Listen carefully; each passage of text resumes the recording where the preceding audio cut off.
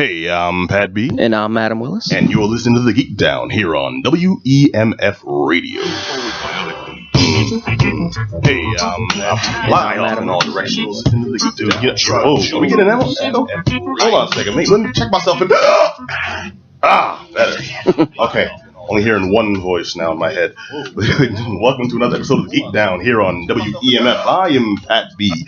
On the side of me is my man, my homeboy, looking a little confused because his power's out of whack. Yeah, sounds like we were overlapping ourselves a little bit in the headphones, but we're good now. This show's just so hip, we transcend time and space, my friend. What we're saying is so important, it plays back to us after we say it. That's what it is, I think. Absolutely. How are you doing, man? You all right? I am terrible, my friend. Yes, indeed.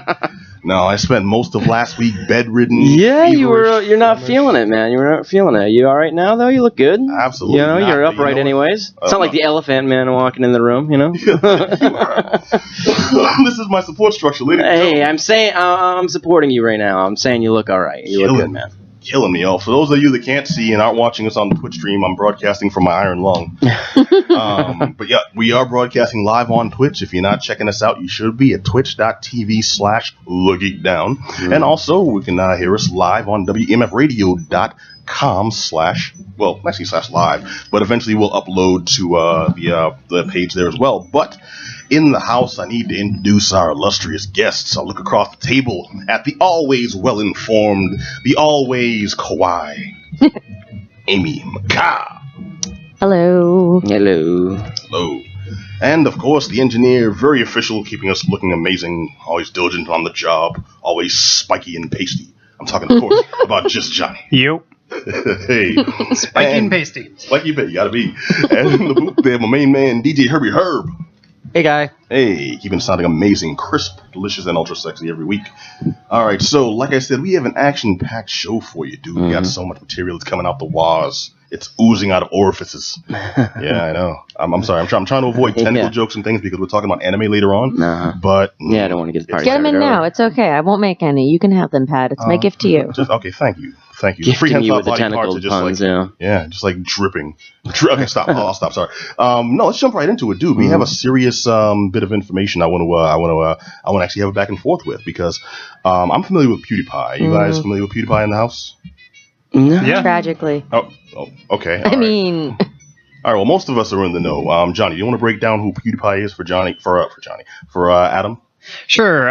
So PewDiePie is a YouTube streamer, probably the most popular YouTube streamer. He has over 50 million subscribers. So how you didn't hear about PewDiePie, I don't know. Well, not everyone is plugged in like that, but mind you, he said Adam lives a good life. Subscribers, not but I don't plug in quite that way. It's just like a lot of people can have 50 million people. I mean, what's that idiot? Alex Jones has 50 million people listen to him as well. So you know what I mean? He wears a golden mask and I like choose no not to listen to him as well. Goblin vomit. I understand this guy's a YouTube person and he made some waves, but you know what I mean. I don't plug into that, so I don't pay attention enough to be affected by it. It's all good. I guess, thankfully, well, by comparison, in YouTube terms, he's pulled like Michael Jackson level fame. Yeah, like he's the top tier of what you can achieve with a name like on that, YouTube. Yeah, he's like YouTube and Bono and Prince. He's been doing this a very long time. For context, also, like he's kind of been in this like video game playthrough, like whole kind of realm of that. He got in really early, so he's been a name, not even so much quality. I use YouTube for a really long time. I use YouTube for like Highlander episodes and stuff like that. So are they on there? You just changed my life. Just changed my life. I'm watching The Dark Quickening when I get home. By the way, they're all on there, every single episode. All right, so, you'll never see me on this show again. I'm watching Highlander. She's booked for the next 3 months. Okay, before you do, promise to finish out this episode first. I gotta go. All right. Well, PewDiePie has been posting for a long time, and his videos started off as like gameplay and then expanded into the PewDiePie kind of network. He does his own content videos, etc. Well, recently he come under fire for some of that content being covered by the Wall Street Journal as racist, as anti-Semitic. The proper story here is YouTube celebrity PewDiePie comes under fire, as I mentioned, for the content of his comics being perceived as racist and some stuff adopted by the alt-right. Felix Kjellberg, I hope I'm pronouncing that right, a.k.a. PewDiePie, that's his name, came under backlash when a Wall Street Journal article, a journal investigation into his YouTube channel, found a total of 9 videos that have been posted since August 2016 that featured Nazi imagery. Some of them featured what people call anti-Semitic humor, and a lot of it seemed to be taken to extremes and accepted by dubious audiences. Now, as a result of the journal's investigation, PewDiePie's lost partnerships and endorsements. They're fake news anyway, though, so I don't know. Everyone's fake news. I mean, we're technically fake news. We're the realest of the fake. Make no mistake, y'all. Ooh, I like that. Yeah, there we go. Here's our tagline. Yeah, there we go. Get that to Trump. We're ready. The realest of the fake. Oh, I'm digging it. Where was I? The negative press. He's lost. One of the most notable partnerships that he lost, which really came to light, was like, oh god, sirens and stuff, was the Disney-owned Maker Studios. Yep. So once you start delving into Disney territory, it's like big bucks are on the line. Now, he hecked up good.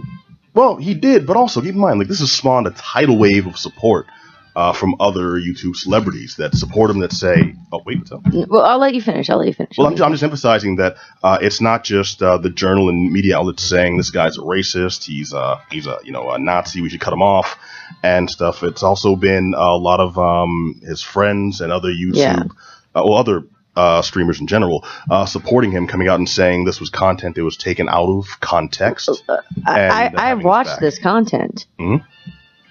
It's anti-Semitic as hell. Mm-hmm. It's like Jew jokes and it's alt-right. It's there. It's there. There's he makes racist cut statements. Like there's no black and white here. There's no there's no gray area. He's done these things. So what's the context of the videos then? Because there's that's what I don't understand. Is it like a stand-up comedian making a few jokes and doing it, he'll be like doing a stream of something and then kind of make like an off-color remark. But it's a completely unnecessary remark, Okay, what? Is there an example? Well, I don't. Well, there are a few of them. Yeah. I won't go too deeply into it. What I will say, and also I do want to point out that it has been specifically Jewish yes people that have called some of this out. Yes. But also some of them have come to his defense. So that's where I want to actually have the discussion here. Look, there's always that one person that's going to sit there and be like, yeah, but it's their right to say it. But there has to come a point where here's the way I view it. If you are a public figure, as PewDiePie is, he is a public figure. And he knows this about himself. You are someone that people are watching and you are creating entertainment and content. Be aware of what you are. There's no excuse at that point when you're that big. Exactly. Well, there is, but there's like this shock, like, it's his right to say these things, but there comes a point where maybe it's kind of not. It's right. The thing is, people are forgetting. Right. It's like you have the right to say them, but it doesn't make you. It still makes you wrong. Exactly. Yeah. Like you have the right. Like you have the right to be wrong, but at the end of the day, you're still wrong. He can say whatever he wants, and Disney has the right to be like, well, then screw you guys. Well, here's the question. Then where is the line? One of the main videos that they're talking about was a series he did that was criticizing Fiverr, the service. If anyone doesn't know, Fiverr is a service where different professionals offer their services for different rates, starting at $5 for this and that. And he was going after them, saying that people on Fiverr will essentially do anything just for money. And to prove that, he had a series of videos asking people to do really awful things for the starting fee of the $5, including one of the main ones featured in the journal investigation, having actors dress up as Jesus Christ and say things such as, Hitler wasn't that bad, or, they didn't have so disguising something. Hitler was right, Hitler was right. Yeah, and you know what? Right. It wasn't funny when it won the Mountain Dew naming competition, and it's not funny when PewDiePie did it. Right, so you're disguising a gimmick as something to back this kind of racism, it seems like, right? Right. So let's put a little bit of context on us. He's being an edgelord. All right, I'm just playing devil's advocate, seeing things from all angles. PewDiePie, you mentioned he's a public figure, but he's a public entertainment figure. Right, so you have to put him into that boat. You can't hold him up to the standards of a politician. You have to hold him up to the standards of other entertainment figures. And we as a society have a right to be like, yo, we don't want our entertainers telling us Hitler didn't do anything wrong. Yeah. Well, so we actually there is precedent for this, right? So take in consideration like South Park, right? they don't pull any punches. They go all out and they be offensive and they cover topics that are, highly. I mean, there was that famous episode where they got death threats because they were going to have a cartoon depiction of Muhammad. I do remember that story. Right? Yeah. So I mean, there is context, and you need to sort of look into the context of these. I think it was like 7 or 9 different videos that 7 or 9 different videos featuring sort of anti-Semitic. Yeah, that's like that's like 7 or 9 too many. That's right. Yeah, we're literally sitting here being like, well, so he totally can be saying this stuff, and like he can, and then he totally can be called out for it, which is what we're doing. Yes, no one's above that. Yeah. Well, I think most people were in defense and coming to his defense, saying is that, and I got a couple of different angles on this, which I may or may not agree with. A couple of them were saying you have to understand it's comedy, it's meant to push limits and meant to break, barriers and really expose the ignorance of some people. Basically coming from the angle of this is edgy comedy to expose ignorance by emphasizing ignorance, by portraying ignorance in certain lights. And then some others that were saying it's comedy, but more of a pastiche that was taken out of context. Like the overall message is this is wrong, but by doing it's wrong, you look at you spotlight one specific area and you negate the rest of the argument, which I can see being done. If it's the Wall Street Journal article, they see one video and that's offensive, but that's a part of a 4-video series that's meant to emphasize one larger point.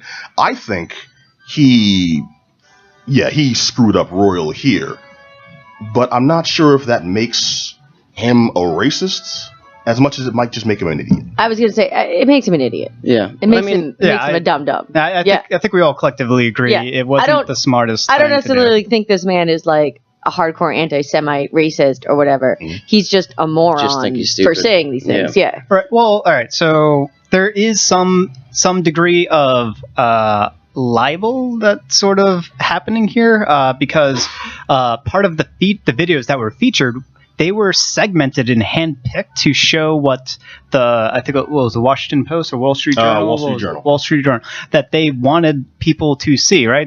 Everyone knew that they weren't going to go to the whole context of these video clips. Yeah. And one of them specifically was when he dressed up in sort of Nazi outfit, sort of watching videos of Hitler. But when you look at that particular video in its entirety, the whole video was about how he wasn't anti-Semitic and he wasn't alt-right or anything like that, and he was mocking people. This might sound totally insane, so you might hear me out on this, but if you are totally not an anti-Semite, what if you don't dress up like a Nazi? Yeah.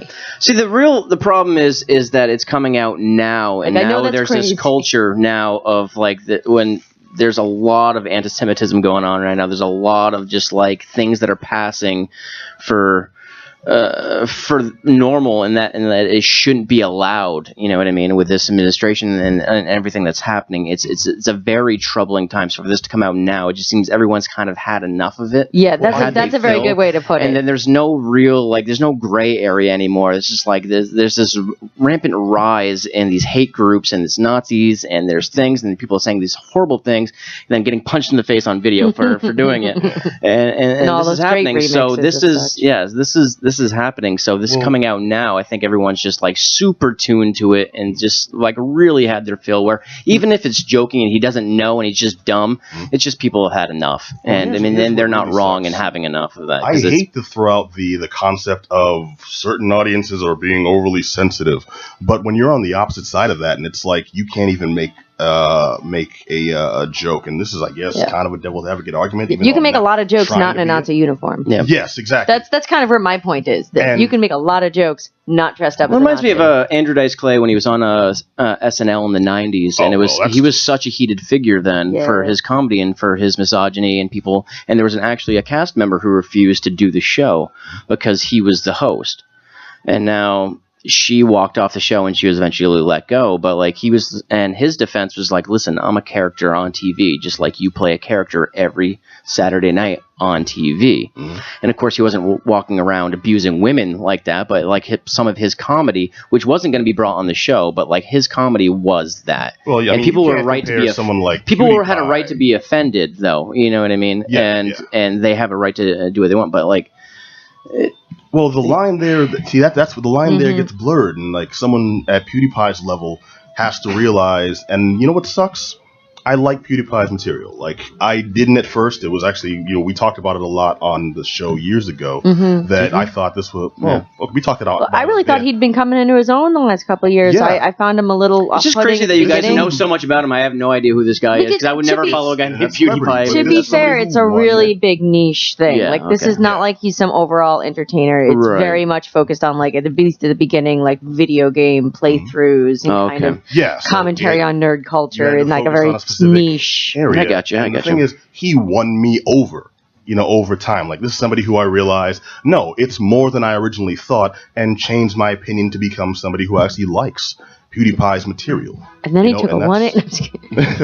And then this thing. No, it's just like, he's at that level now where he's got to realize, I'm something more than just PewDiePie, the guy posting videos and, saying funny things. But his defense could be, why do I have to change? This is what I've always been. You know what I mean? Look at it this way. It's like when you get to the point. It's like if you were a famous musician and you started off really popular, and then hey, cool, man, people are coming to see me in the clubs late at night and stuff, and then you got huge because you played a Saturday morning kids show, or you played a Nickelodeon show, and now you've got a whole huge, new fan base, but you're also appealing to different audiences. You can't do the same, hardcore nightclub stuff because you've got, tweens, buying your albums and things. You will get lambasted and roasted if you do, blue material. But there's a difference between saying offensive things than being just patently racist or you know what I mean. There's some things that are just wrong. You know what I mean. There's not you know what I mean. He's pushing the envelope, and then there's that's dangerous, especially for your audience. If it's a bunch of people plugged into the internet, because that's where these trolls breed, and you know what I mean. And you're appealing to a certain people that don't see abstract things. They don't get the joke. They don't understand satire. They don't understand it. So they just see something as being wow. That's I kind of agree with that, and all gung ho. It's wave the right arm. That sounds right. So they don't. I think that's appealing. No. I'm not saying that's happening either, but I'm saying that can probably appealing to a lot of people that just don't get it. If you're saying that maybe some of it's taken out of context, if you're saying that maybe is part of a larger joke, I don't think a lot of people see the larger scheme of things. I think we can sit down. I'm glad you said that. One of the things that bothers me is, I'm all for friends supporting him when they see a different side of this guy. But the angles that they've been coming at in supporting him is everyone saying, it's just a joke. Take it as a joke. It's if you have if you have a legitimate point to make the point and help your friend. Yeah. Don't basically call the critics idiots, call the critics morons because they were offended, because they had a problem. If you have something to counteract that, present the argument appropriately. You're going to lose all credibility in your own argument if your whole thing, it's like, Adam, dude, I made fun of your mother and you got upset. It was a joke. It's like, no, man. It's still, exactly. That doesn't make me not wrong. But I understand the irony of me taking a side, and I don't even know what this guy stands for. I've never seen it. And I think a lot of people do that as well. So I'm going to refuse to go for this. I don't know the substance. I don't know what he's saying. I understand what you've been telling me, so I instantly go well, maybe he's gone too far. But I don't know this. I haven't seen it. And I think a lot of people see an article, they see somebody say something, and they don't know the larger thing. They haven't read it. You know what I mean? So instantly they go, well, that guy means this. I just don't know. But I can say that that happens on both sides. Yeah. Right. Critics that are against it. So I want to I don't really want to comment a lot on it just because I don't know. But to be honest with you, I can see if it is what I think it is, which I said, I don't know. It's probably not my cup of tea anyway. No, you know what I mean? So that's all I'm saying. We've got a little long on this. I'll close out on this point then. That happens on both sides. I'm glad you broached that because we can close out on that point. Right. And also, just want to mention also, if anyone has anything to say on this subject, hit us up at geekdownradio@gmail.com to continue the discussion. But and also, we're on Twitch right now. If you're watching, chime in.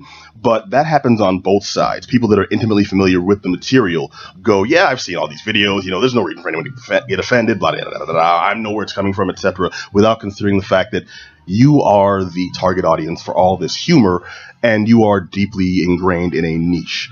People that aren't, that come across this might be offensive to some people. I'm a fan of comedians like Lisa Lampanelli. I like the Dice Man.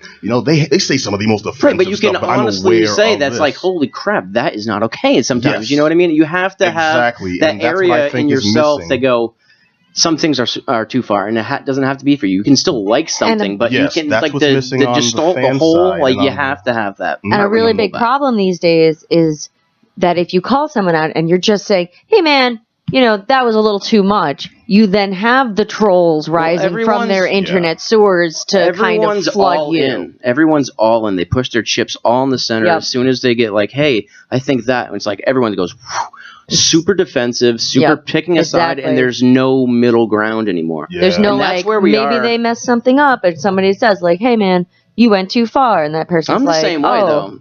I'm the same way. Somebody says something like that, and I'll just give it like, hey, well, you know what I mean? And I kind of, that part of me that's a little bit, like, testy and, what I mean, wants to raise hell a little bit.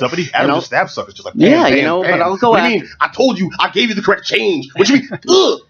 Don't mess with Black Adam. But I'll say something that sometimes I don't even believe, and I'll like think of something. Why did I do that? You know what I mean? But like, I think the only way I defend it is like a little bit later. I settle down and go, well, I was wrong, and I have the ability to say I was wrong. And I don't think a lot of people have that, but it's true. It's a tough time because I think it's getting out there. You know what I mean? The internet is a dangerous place for floating an idea or floating a thing that misses. Like comics do that all the time. What was the Trevor Noah thing when they dug his Twitter feed from like years before, and they came up with something that was offensive and they wanted to blast him for it. He's like, I was testing material. Comedians do that all the time. They've done it over the years. But now it lives forever on this That's also a super media platform. Relevant point, though. The issue here is this isn't like 7 years ago, PewDiePie did this crap. It's like, this 2 months ago. 2 months ago, in the heat of all this. Anyone that can access that material can use it against you at any point. You have to be aware that when you get to a certain level, you become that target. Footprint for everything now. You leave a digital footprint for everything you've ever done, and that's why, eventually I'm going to have a kid, and I don't know how to raise them in this world, you know what I mean? Because I don't know how to exist in either, It's tough, man. It is, and it's a scary place out there. Digitized clone that does all the hard work. Yeah, we're going to have those Jetsons robots and stuff, sure. Hopefully they'll take care of us, but I dig a Rosie. She was a good looking, sure. If I could add a little bit, if no one complained or found Eric Cartman so outrageously bad and offensive. But I'm saying the satire was maybe different. It was so obviously in-your-face satire. Well, can you say it's that? Because Eric Cartman was a character of the 90s and early 2000s, whereas PewDiePie is a character of the 2010s. So comedy does change along with the demographic. So comedy changes, and a lot of those, but a lot of those jokes don't. Comedy. A lot of those things don't hit the same way as they did then either. You know what I mean? You can't judge it by the same standards over time. I'm saying, like she said, this has happened recently. We can't go like, hey, this joke in the 90s. This is true. If you have anything else to say, hit us up. We'd love to hear about it. We can have it back and forth. We'll sit down and discuss over a warm fire and a hot cup of cocoa. All right, but no, I want to get into this comic review I got to check out, my friend, because, dude, I'm a huge Batman fan. I'm a moderate Superman fan. And the exploits of Damian Wayne have just been, well, since he's been brought back, have just been very interesting to me, especially since they've been talking about, we're going to bring him on TV, and then they bring him on TV, and they're going to bring him in the show, and then didn't bring him in the show, and then he's in this animated movie, cool, going to be on this show now, and they're toying with us. They're toying with my emotions. I'm tired of it. Well, now I feel like my prayers have been answered in this new comic out from DC, Super Sons. Starring Damian Wayne, the son of Batman, and Jonathan Kent, young Johnny Kent, son of Superman. Now, the actual breakdown, because we have to give the plot. If you're bored from Super Sons, You can truly surprise me. That's what? Oh, that's a review. Basically, Robin and I clicked on the wrong dang on thing. That's fine, friend. But Robin and Superboy team up. That's pretty much all this is. It's a very loose premise. It's just, hey, Batboy was bored one day, decided, I'm going to, peek in on Superboy's world and see how the other half lives. He actually says that, see how the other half lives. Basically, that's something a child would say. That sounds legit. Well, pretty much, but it's coming at it from the point of, this is Dennis the Menace and, what was his friend, Joey? This is Dennis the Menace and Joey, just kind of messing around in each other's worlds. One always gets into trouble, one accepts trouble as it comes, and they're interacting in a Huck Finn, Tom Sawyer kind of way. And I like it. I like the fact that this didn't force some huge hanging doom premise on us. It's just, they're kids. They wanted to play around, so they did. And they're super kids, so it's not play around on such a loosey-goosey basis. But it's, I don't know, it's fun. I want to say it's fun without saying fun, because that makes it sound a little glib. But it's a book that's written from a more lighthearted point of view. Fun's got a bad rap these days in comics, I think. Fun. You know what I mean? Like, comics lighthearted and fun is good. You know what I mean? Sometimes things with no drama. I think TV's definitely done this to us later. Like, sometimes things just wholesome and good. Like, it's okay. You know what I mean? And in 2017, we can have that and still appreciate it, right? You're right. It's a good digestif after all the heavy comic stuff from last year, especially if you're a Marvel fan, where they ended the 400 episodes of SVU. Yeah, it just gets too raw. And DC seemed to be going on that slippery slope, and this is a nice little turnoff. This is something I'm saying. They've been trying. DC's been definitely trying. I don't want to use again lighthearted, but DC's definitely been pushing the more,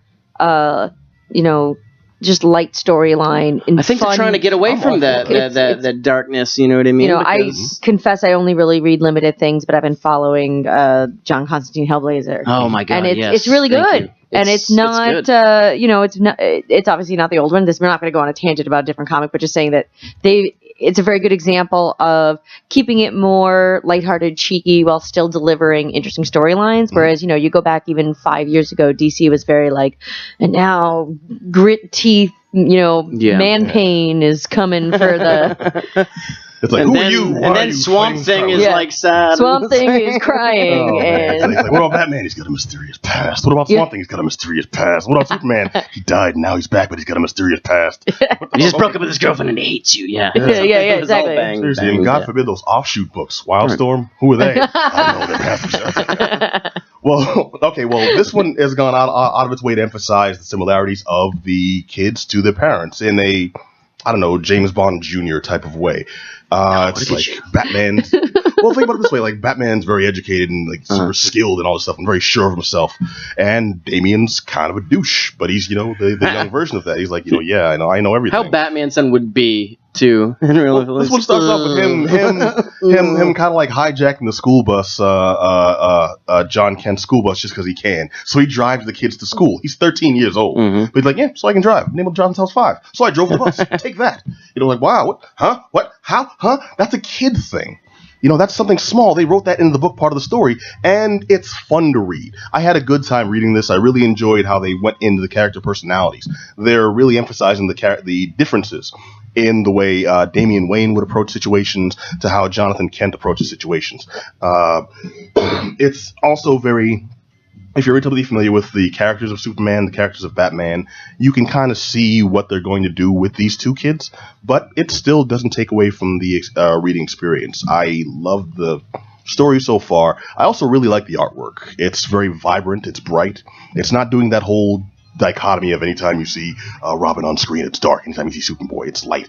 It's just always looks good. Regardless, they have a very even color palette, which I know some books we used to do for effect, and that gets tiring after a while because it's cool in one book, maybe in two, in all of them, and that kind of tainted Batman versus Superman the combo book for a while for me. This has promise.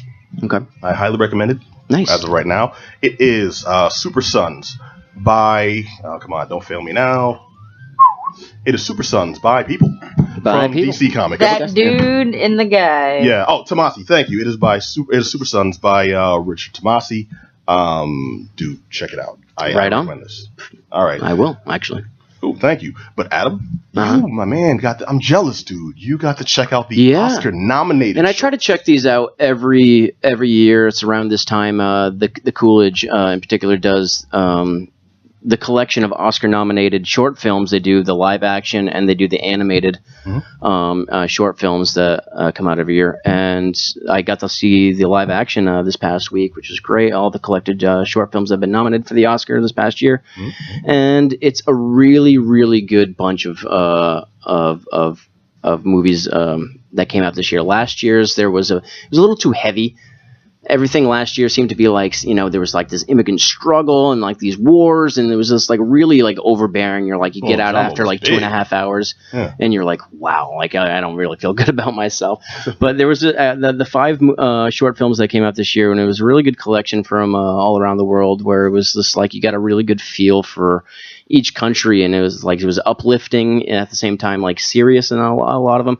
I'm just gonna go through the 5, and the first one was called Sing from Hungary, and it was 25 minutes, and it was about this high-end chorus in this all-girls school in Hungary, and this girl who's a new student is really interested in joining the chorus, and everyone can join. And so when she does, and she starts singing with the group, and it's fantastic, and they won all these awards, and the teacher takes her aside, and she's like, I see you singing, and I'm going to ask you to lip sync and just mime the words, because she's not good enough. But she still can't cast her aside and not have her be part of it. But she asked her to mime the words and be part of it, but at the same time not sing. And it kind of breaks her down. And I'm not going to spoil. But I'm not going to spoil the ending. And it's this great uplifting thing. And it was this moment of unity. And it was a really good way to kick off the rest of the movies, because you really felt good about all these little girls coming together and doing something really amazing. And then from there it goes to this movie Silent Nights, 30 minutes. It's from Denmark, and this is like basically like a full 2-hour film, which it could have been, condensed into 30 minutes. So in that way it felt very rushed, but it's about this immigrant experience. This man from Ghana is in Denmark, probably Copenhagen or something like that, and I have no other idea of place in Denmark. Exactly. So he is he's trying to send money back to his family. He's got a wife in Ghana with 3 kids, and he's trying to make some money and send it back to them, and he's obviously having a very hard time. And he meets this girl who works at a Salvation Army, and they start a relationship, and then they kind of get together, and then she realizes he has a family, and then there's like this breakup, and then something happens at the end, and once again I'm not going to get into, but this is a very like a fully realized film that could have been 2 hours, like I said, really pressed for time. And something like that's put into a short film. That sounds more like a comedy premise. It was, but it was very melodramatic, and it was very overly done. You see the way, and it was basically to put forward the experience of the immigrant experience and what we're dealing with in America, and you see it over in other countries, which is really interesting to see how stuff like that is thought of and received in a country. And then the third one, Time Code, which is from Spain, which is 15 minutes long. I think this won the award for best short film at the Cannes Film Festival. And this is very interesting. It's it follows basically 2 parking attendants at this big parking center, and one woman sees, and this time she has to go and look at what happened at this incident. Somebody had a headlight broken, so she has to go see if somebody broke it there, and she sees this guy dancing, and then she goes out and makes this little dance thing, and then she records the which time. So it's like a drug movie. No, it's just like she sees this guy kind of dancing on his own, not realizing he's being filmed. And then so to answer it, she goes out and does this little dance, and then it's on camera it's witnessed on the overhead, like Big Brother type thing, and then she puts out the time code so he can watch it. And it's from then they go this back and forth where they're doing this like collective dance, and it's really interesting. It's very well done. You said that. It sounded like you were going to say it's about these 2 parking lot attendants, and Ferris Bueller drives a car in and leaves it there. Think so, yeah. No, the movie I'm familiar with, Time Code. There was an old movie from the 90s or early 2000s, I forget which, starring like Salma Hayek, a bunch of people. It was a movie filmed in real time, and basically they shot the movie 4 times over, all in one take. in real time. Yeah, no, there's a movie Victoria that came out this past year that was all one take, and it was about 2 hours long, and it was fantastic as well. Oh, wow, okay. Yeah, and no relation, right? No I don't think so, no. Okay, all right. But moving on, there's a... Wait, pause right there. The warning right there, kids. When you dance like nobody's watching, somebody's watching, yeah. But in this case, it worked out well, and it was very, very, very satisfying to watch. All right. The fourth one was probably the most heavy in terms of content. It was The Enemies Within, from France, 28 minutes long. Basically, this Algerian man applying for legal status in France, even though he's been there his entire life. And as an adult man, and he starts out asking him trivia questions. It's him sitting down with another guy getting interviewed for his papers, basically. Mm-hmm. And he starts out asking questions. He's like, can you name 4 rivers in France? He's like, yeah, the Rhine, the Rhone. He's like, listen, I graduated with honors. I've been a teacher in this country. He's like, I don't understand the question. And then they get more aggressive in their questioning. You feel like he's starting to get interrogated. And then you realize maybe this guy had something involved with this kind of uprising and these meetings that he's been to, and then it's like they become like enemies, and they're like literally fighting each other because one guy's trying to see if he's right to live in France, and the other guy's like, I've been here the whole time, I'm innocent. Mm-hmm. And then the guy wants him to offer names of who he's been with, and it's just really this moral play these guys play out for over 28 minutes, and it's very heavy and very like kind of depressing a little bit, but it was very well done. It was acted extremely well, and very moving towards the end of it as well. And then the fifth and final one, which is a very pleasing one as well, nothing really heavy going on, is called The Woman and the TGV. TGV is this Swiss train that passes through the country and everything like that. It brings people all over. So like this high end, tube. And this woman basically every day times the train. She knows when it's going to go by. She has this house that's literally on the tracks. And every day when the train goes by, she reaches in, she grabs her Swiss flag, and she waves. Mm. And then all of a sudden somebody writes to her from the train saying that she's the greatest part of his day because she sees him waving all the time. And she's this lonely woman who hasn't really got much in her life. Her husband has died, that we realize. Well, that's and then they have this pen pal relationship with each other based on just them seeing each other in passing, even though they don't know who each other are.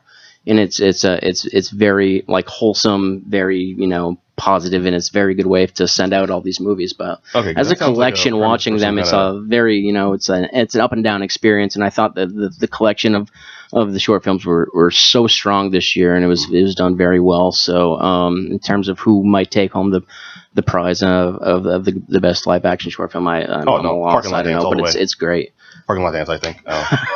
If you see it, man, you'll appreciate it. It's great. Okay, all right. But yeah, that's it. I mean, there's very strong bunch this year. Like I said, it's got a little bit of everything. So as a collection, it's fantastic. It takes about 2.5 hours to sit through. Mm-hmm. Or about half a season of Futurama. Oh, if you're doing that, which I've done a lot of times. So if you sit through that, you can sit through this. Okay. Right? All so right. That's it. Yeah, the last one was from Swiss. So there's no American films in there, which is good. It's a good. Yeah, it's a good way to go out and get some culture, you know what I mean, but do it like quickly, you know what I mean. It's not sitting through a giant like 2-hour Swedish film that a lot of people aren't like when you suggest they're gonna like laugh at you. This is a good way to like absorb some of what's going on in the world, and it's a good. You don't see a clown, make pancakes in black and white. Yeah, sit there looking extra sad. Yeah, this is a good like a little snapshot of some text on screen. You have no idea what it says. And then Finn. Exactly. No, it's a good snapshot of the climate of the world. You know what I mean? And it's good. It made me feel good leaving there and everything. So okay, cool. Yeah, man. Dude, I'm glad it was a positive experience for you. I usually miss these things every year, and you're like right on the ball. Yeah, I think they're going to be doing the animated shorts as well soon. And that's what I'm really excited about. I love. Yeah, those are great as well. Yeah. But yeah, this batch of live action ones are fantastic. Like I said, the last year's ones were a little too heavy. You know what I mean? It was definitely like there was a lot of different stuff. I mean, that's the thing is like the culture of the world changes. Mm-hmm. So there was definitely more upbeat stuff going on this year, which left a positive impression. All right, cool. Thanks, man. Mm-hmm. All right, I'm gonna turn it over to my man, just Johnny, real quick. You got an indie? Yep. Oh, sorry. You got an indie game that you want to lay on us real quick, my friend? Yeah. So the game is called Ghost 1.0. The Ghost 1.0. And it's a roguelike Metroidvania style 2D shooter. You got a couple more terms you want to throw at us there? Is a puzzle like dungeon crawling, pen and paper? Dungeon crawling, no puzzles. You can have a pen and paper if you want. Pen and paper, underwater racing. Yeah. So this is a video game. It's available on Steam. You essentially play as this this robot you are an operative.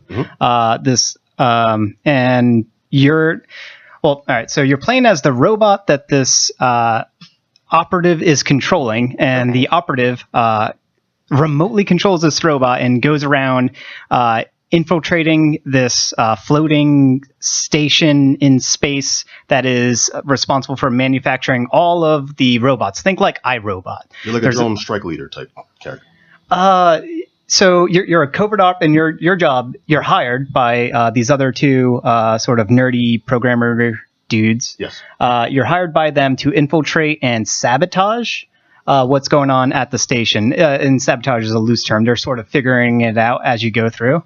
And as you're going through, you sort of learn the operative, the one that's controlling, the one that's possessing this robot. When you say possessing, now do you mean possessing like Oddworld possessing, like PsyOps possessing? Because that would be awesome. If these weren't my drones that I sent in, if I'm just taking over the minds of enemy units, because that in itself is always badass. I myself have been very jazzed about games where you get to be that sadistic weirdo from a distance. So possession is all right. So this is sort of where the game gets its main mechanic and its name from. Yeah. Is that as the operative, you are able to leave your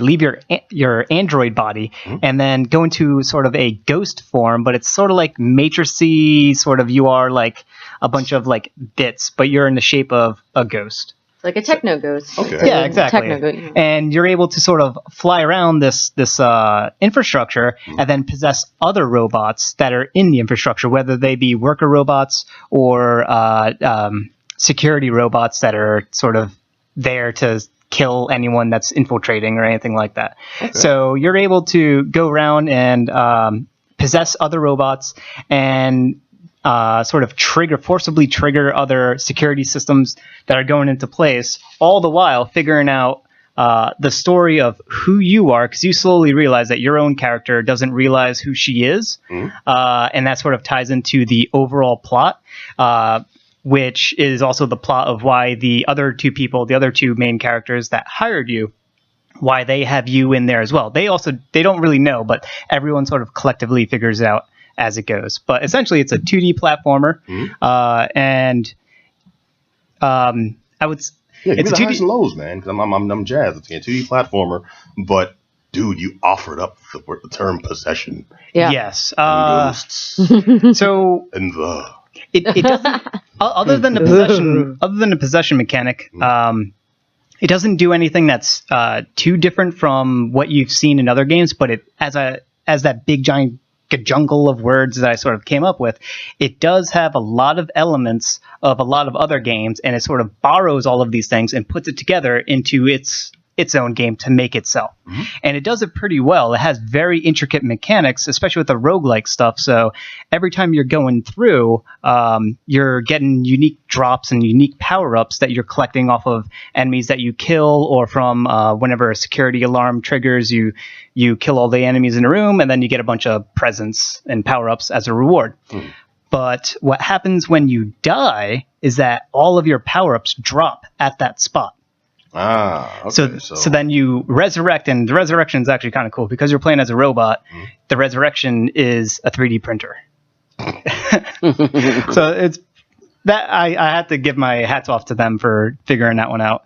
And then you have one chance to recover some of your power-ups, and that's sort of the roguelike element, because you don't know what power-ups are going to drop, and then when you die, you get punished by losing most of your things. But there are permanent power-ups that you can get as you play along that stay with you even if you get reprinted. And you're going around this big giant map a la Metroid, Castlevania, and you're figuring out, you're gaining access to new areas that you weren't able to previously access before through like key cards. You're able to build yourself up to get new abilities like double jump and then hover. Standard stuff, man. But okay, would you recommend it? Because I'm not getting like much new stuff, but you still seem kind of jazzed about it. Yeah, I would absolutely recommend it if you are a fan of roguelikes, and I'm not saying because you can be a fan of any one of these genres. Yeah, you gave us like 7 of them, though. Yeah, and definitely enjoy it. It's the cutscenes the cutscenes and sort of the voice acting is a little. That's probably the weakest point. There is. Yeah, I was actually surprised. Rare for a 2D. Indie game. Yeah. Are we talking like, what am I fighting for? Or are we talking more along the lines of my phone? Or, yeah, I'll be like, oh, yo. Or are we talking like, House of the Dead? No, don't come. It's on the lower level of what is acceptable, so it won't. It won't make your ears bleed. It's not good, but it's also not bad. Like, it's fine that it's there. I didn't block my ears. I didn't try to turn it off or anything like that. It's fine. Mm-hmm. But don't expect anything fantastic. Gotcha. No Castlevania. All right, so you can play with your pants off, but just know you'll need it. No, I'm saying sorry. Okay, so what's it available for, man? It's available on PC through Steam. On PC through Steam. The game is Ghost 1.0. Ghost 1.0, yeah. All right. When you revive, you're revived by a 3D printer. So I guess in the Ghost beta, it's dot matrix, and you come out, you're like green and white striped. It's like Super Rad Ray Gun. Or a Game Boy game. Sorry, I'm old, people. Pat, you're making your own game over here, and that sounds great. I'll take that one. Awesome. I've got investors.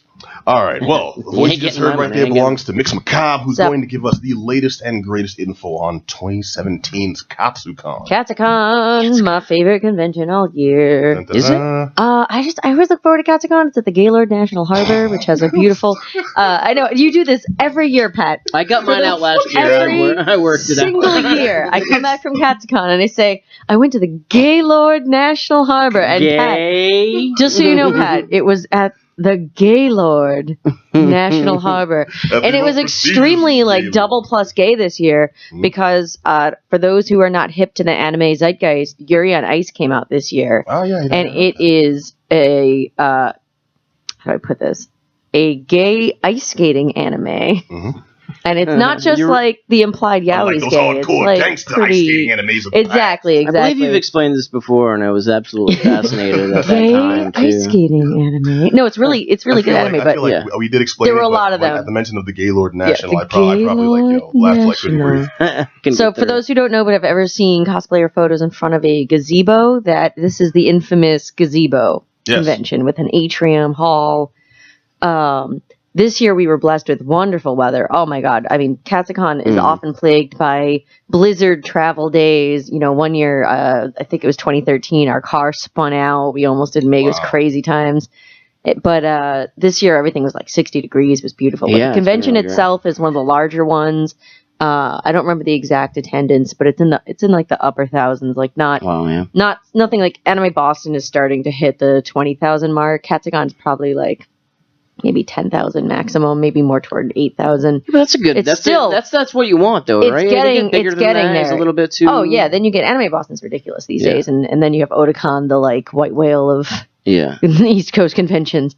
But Katsucon, it's a really interesting convention because it's kind of a mixed bag on the types of cosplayers you get. You get a lot of those I don't want to say high end cosplayers. But my phone thought I was talking to it for some reason. It's a sexy voice. I'll talk to it. I just threw it on the floor.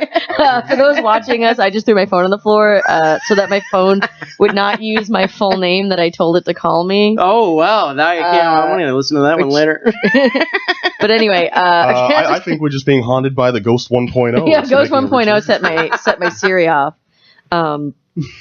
But anyway, so Katsucon attracts a lot of the, I hate to say big name cosplayers because personally I'm not the biggest fan of like professional cosplay as a concept, but that's a whole rant for a different day. But you get really quality cosplays at this convention. But then on the other hand, you get a dude dressed as Macho Man Randy Savage who was doing the voice all weekend, and he was so good.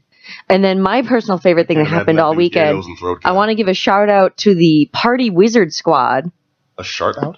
Shout out. Okay, all right. That was shout out. Enunciation is important, kids. To the Party Wizard Squad. I mean, if you party hard enough with these wizards, man. And they were a bunch of dudes all dressed in various colors as Gandalf.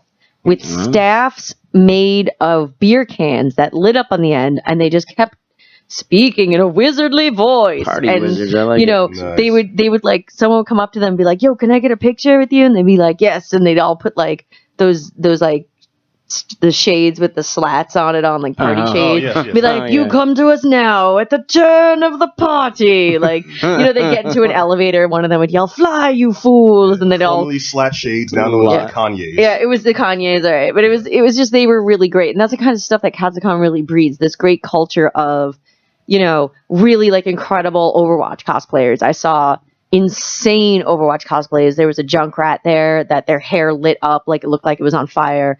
If you don't know this character, his hair is on fire in the game. Yeah. And someone made a wig that had not just like LEDs, but little puffs of like vapor. It was insane. People are insane. That's dangerous. Yeah. And then on the other hand, I got a picture. Oh, I forgot to send this one in. I have to do it.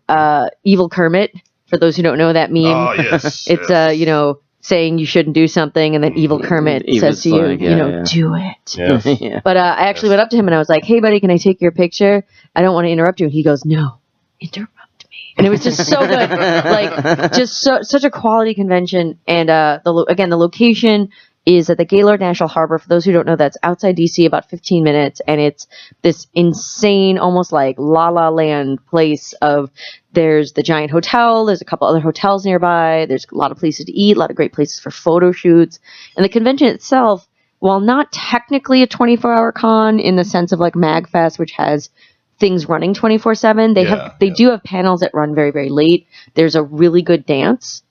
I know that Greg Ayers always does DJing at Katsucon. All right. Now, I remember over the last couple of years, well, last year especially, there were some problems with the events and the dance. I personally, with paneling, still do not like the policy they implemented last year. For those who don't know or recall, they now require you to purchase a $40 panelist badge to run panels, which benefits those who would otherwise be purchasing a standard rate pass.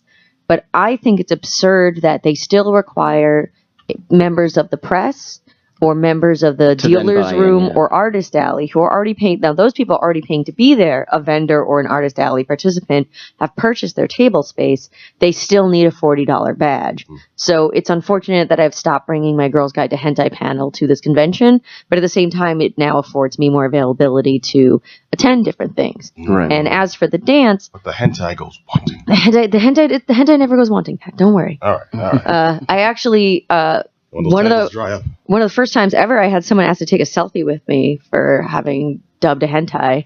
So that was cool. Nice. So this was funny. Actually, I slipped and fell on some water at the convention and had to go to medical when I'm in a unicorn. Really? So I'm in a unicorn kigurumi. So I'm in like unicorn footy pajamas and I slipped and fell and I twisted my ankle badly enough that I had to have it iced and wrapped. So medical comes put me in a wheelchair to get me over to medical. And I'm sitting in this wheelchair at a unicorn kigurumi and I'm just like, that's how they went extinct. Out of my way, mortals, make way for the unicorn queen. You know, and it was very, very funny. People took pictures of me like in the kigu in the wheelchair because it was funny. You know, I'm posing and stuff. And the gentleman who helped me, we were getting to chatting and I was saying, he was like, "Oh, where were you off to?" I said, "I wanted to go to a hentai panel." And he goes, "Oh, I don't want to be crude, but I have a large hentai collection." And we were kind of chatting about it. And I mentioned that I had done some voice acting for hentai and he was like, "Can I get a selfie?" And it was kind of very affirming for me. It was really cool. He didn't happen to have your video, did he? No, but you could purchase it at the Media Blasters booth in the convention. So I don't know if he went and did that, but I told him where to find it. He said he already owned that one, actually. He was like, that's why he was freaking out. He's like, "I may have that one." He knew exactly where it's like. But it was actually really funny, like, not to harp on medical, but like they had all these Batman like bed sheets hung up to make little cots. There was there was someone who spoke Japanese who was too drunk to remember how to speak English, and he just was yelling that he couldn't find his cell phone. And I have to say the funniest panel I attended at the convention was slipping and falling and going to medical on Saturday night.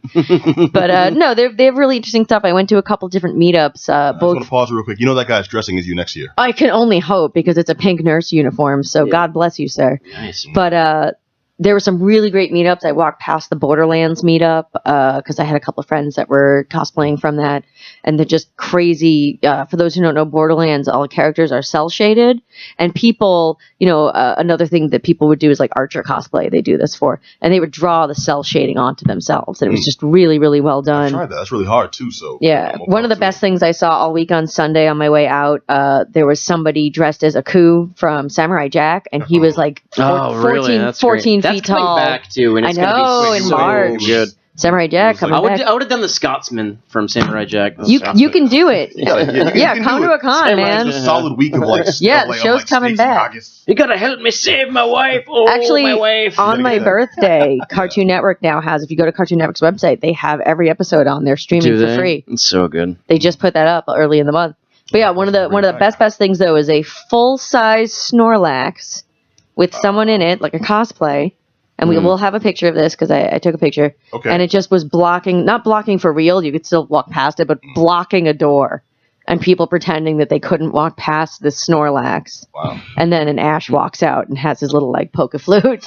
And then the Snorlax waddles away. And it was just such a ride. And that's the kind of culture that I feel Katsucon in particular just breeds this kind of jovial, a little bit less on the competition side of things. I see Anime Boston. It's taken a lot of people take cosplay very, very seriously there. They pose for pictures, which is almost ridiculous when you think about it, though. You know what I mean? Dressed up as you're dressed up as a goober. You can't. I'm a goober. You're a goober. We're all goobers. Let's goober together. Yeah, let's have a good time. And it's funny when you take it to that level where it's like competitive. It's like you look at us right now, right? You can't look me in the face without kind of seeing the absurdity of it all. That's something I find that it attracts a good breed of people who put a lot of effort into their cosplays.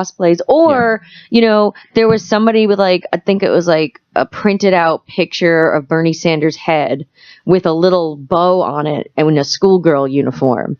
And it was just hilarious. And it was just like, Bernie senpai, it's just, but like that level of just silly irreverence. And they have a really good merchants hall. They have a really good anime dealer's room, and, not my thing, but the dance I hear is extremely good. They have really interesting DJs that come and do it, people that are more known. And most of my friends that I was staying with went to the dance and all said that it was spectacular. So Katsucon, I think, is one of the better East Coast anime cons. It's like an 11-hour trip down from here because with traffic, and it's well worth it. I've been going for many, many years and always relish the opportunity. From what I remember, last year, you went to Katsucon, and there was some issues you had with it. Did they resolve those this year? So yeah, it seems like whoever they had who kept moving panels, for example, the game room was being really weird about letting people in with certain costumes that had pockets, which was insane to me. What am I going to do? Stuff a PlayStation in my pocket? But they seem to be way more, I don't want to say lax, because they're definitely security was doing its job and the convention seemed to be well run. Mm-hmm. They definitely seem to be more on the money this year. I don't know if they had a change of staff, but things definitely seem to be much more on point. There was even a way that you can go on the Katsucon website and look up photo shoot times, which was really cool. And it just seemed like it was run pretty well. Unfortunately, real quick, the convention wrapped itself up early on Sunday.